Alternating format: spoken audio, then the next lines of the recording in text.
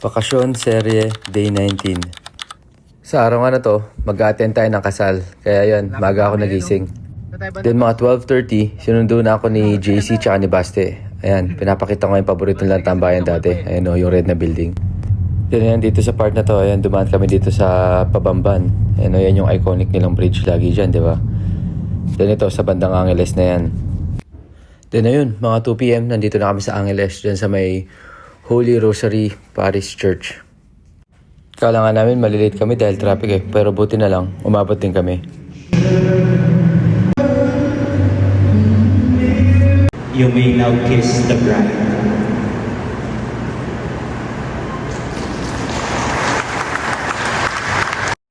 Then ayun, after ng kasal, ayan, tumambay lang muna kami sa may labas ng simbahan. Nagkikwentuhan habang naghihintay sa papunta sa reception. Then habang nasa biyahe, nadaanan namin yung arko. Natatandaan ko pa yan nung bata pa kami nung wala pang NLEX SETEX. Then ayun, karating nga namin sa Country Garden. Nag-register na kami agad at kinuha yung table number at saka yung stub namin para sa free na cafe na gagamit namin doon sa booth mamaya. Then after, syempre, pinilahan na namin agad itong mga mini station nila ng mga pagkain. Merong hotdog, merong french fries, and merong mga fishball. Meron din silang ditong parang, ayan, waffle station. Then banda rin sa kabila itong pinipila namin ngayon, merong coffee station. Then ito, yun nga pala yung coffee station nila, no? Tignan nyo, ang cute, ang ganda. And may mga kape-kape, merong matcha, may mga juice. Pero syempre, dahil naantok pa ako, ayan, kape yung in-order namin ni JC. Ayan yung in-order namin, no? Ang pagising. Then habang nagkakape nga kami, ayan, naabutan namin yung bagong kasal. And si Kenneth, tsaka si Rose. Sa susunod na part, di na ako masyado magsasalita. Maglalagay na lang ako ng mga short clips na mga some of the highlights ng dito sa ng event dito sa may reception nila. So, enjoy guys, enjoy.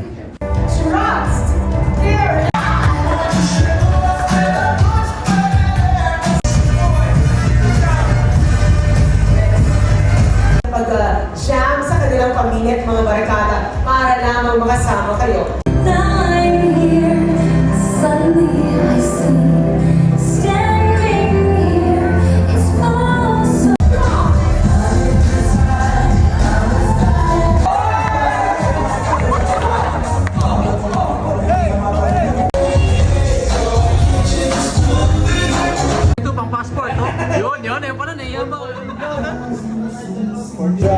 Alright, congrats. Ay, thank you. Hi ka sa vlog. Congrats. Syunga ka na gano'n.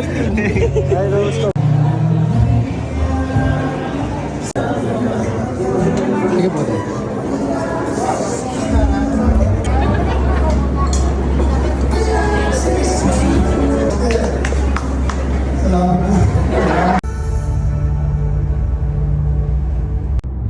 Ayun, ang ganda ng kasal nila, di ba? So mga 10 o'clock, ito pauwi na kami ng Tarlac. Ayun, ang daming ang pabalik na Manila kasi parang Saturday night yata ngayon. Ano pa po? Coke float mo na yung drink para sa inyo yun. Pwedeng yung drinks Coke float, yung malaki. Then ayun, dumaan nga kami saglit na Mokto kasi nagpasuyo si Sam ng chicken fillet at rice. Nagkikrave daw siya.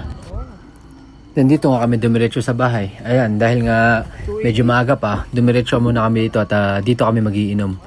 Bumili nga si Sam ng dalawang Jose Cuervo na 1 liter. Naubos naming 6 yan. Kaya ayun, alas 3 na nakauwi si JC. Yun lamang po for today. Bukas ulit. Bye! Bukas na lang, Jace. Salamat. Thank you.